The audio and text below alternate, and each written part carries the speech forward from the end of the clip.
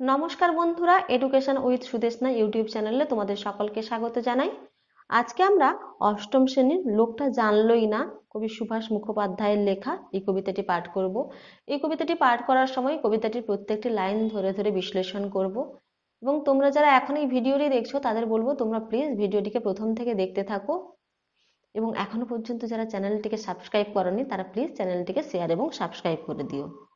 কবি সুভাষ মুখোপাধ্যায় সম্পর্কে জানি। কবি সুভাষ মুখোপাধ্যায় ছিলেন আধুনিক কবি। তাকে পদাতিক কবি নামেও ডাকা হতো। তিনি পদাতিক কবি নামেও পরিচিত ছিলেন। বাংলা কবিতার এক উল্লেখযোগ্য নাম কবি সুভাষ মুখোপাধ্যায়। তার জন্ম 1919 খ্রিস্টাব্দে, মৃত্যু 2003 খ্রিস্টাব্দে। 1940 সালে প্রকাশিত তার প্রথম কাব্যগ্রন্থ পদাতিক প্রকাশিত হয়।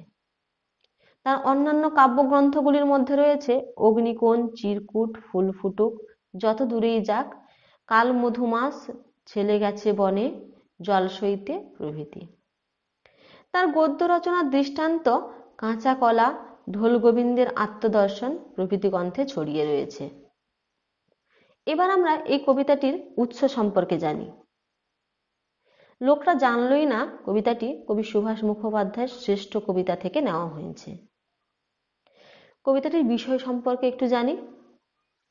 কবি সুভাষ মুখোপাধ্যায়ের লেখা লোকটা জানলই না কবিতাটি একটি আত্মসর্বস্ব মানুষের জীবনের কাহিনী।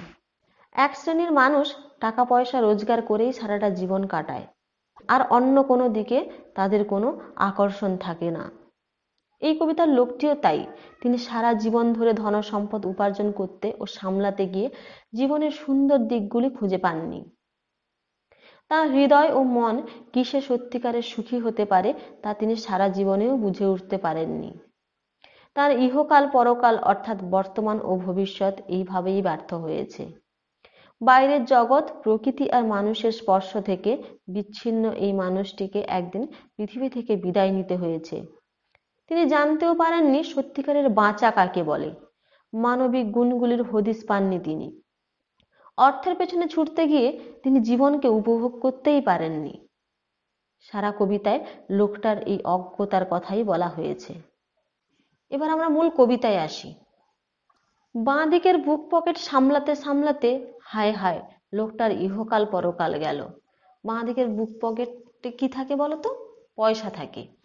আমরা তো সকলেই জানি যে পকেটে পয়সা থাকে, আর জামার পকেটটা কোন দিকে থাকে? ছেলেদের বাম দিকেই থাকে।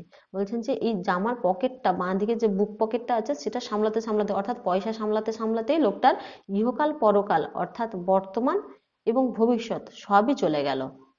ইহকাল মানে এ জন্ম এবং মানব জীবন, আর পরকাল মানে মৃত্যুর পরবর্তীকাল। অথচ আর একটু নিচে হাত দিলেই সে পেত আলাদিনের আশ্চর্য প্রদীপ। তার হৃদয় লোকটা জানলই না। সারাক্ষণ সেই পকেটটাই ধরে থাকলো, আর একটু নিচের দিকে হাত দিলে তার হৃদয় অর্থাৎ মানুষের যে হৃৎপিণ্ড থাকে সেই হৃদয়টাকে, সেই মনটাকে পেতে পারত। সেখানে আলাদিনের এক আশ্চর্য প্রদীপ আছে। আলাদিনের আশ্চর্য প্রদীপ কি বলতো? ইসলামের সুবর্ণ যুগের আরবি ভাষায় সংকলিত হয়েছিল মধ্যপ্রাচ্য ও দক্ষিণ এশীয় গল্প ও লোককথা, যার নাম ছিল আরব্য রজনী। আর একটি জনপ্রিয় গল্প হলো আলাদিনের আশ্চর্য প্রদীপ।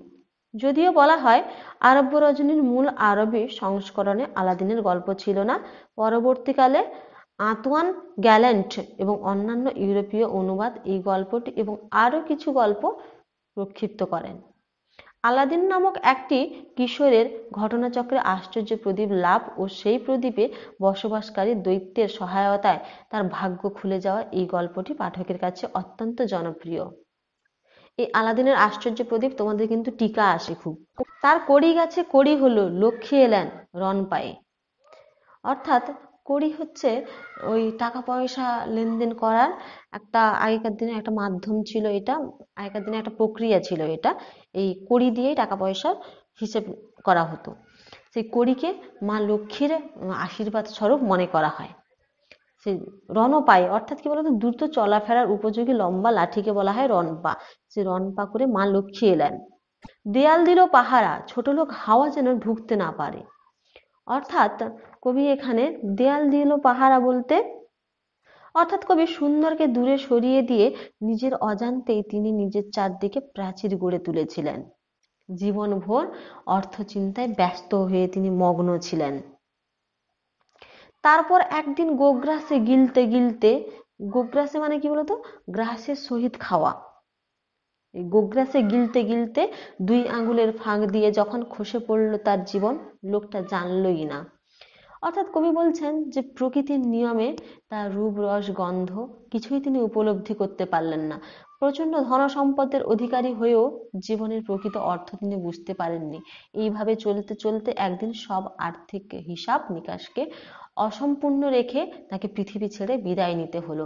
কিন্তু আশ্চর্যের কথা, মানুষটি নিজের এই দুর্ভাগ্যের কথা কোনোদিনই জানতে পারলেন না।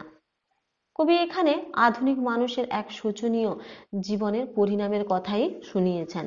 ক্ষমতা ও অর্থের প্রতি অতিরিক্ত আকর্ষণ কিভাবে মনুষ্যত্বকে হ্রাস করে চলেছে, মানুষের সঙ্গে মানুষের ব্যবধানকে ক্রমশ বাড়িয়ে তুলেছে, জীবনের সুন্দর দিকগুলিকে ও হৃদয় সত্তাকে কিভাবে মুছে ফেলেছে, এই কবিতায় সে কথাই তিনি প্রকাশ করেছেন। আজকে এই পর্যন্ত। যদি তোমাদের ভালো লাগে তাহলে চ্যানেলটিকে শেয়ার এবং সাবস্ক্রাইব করে দিও।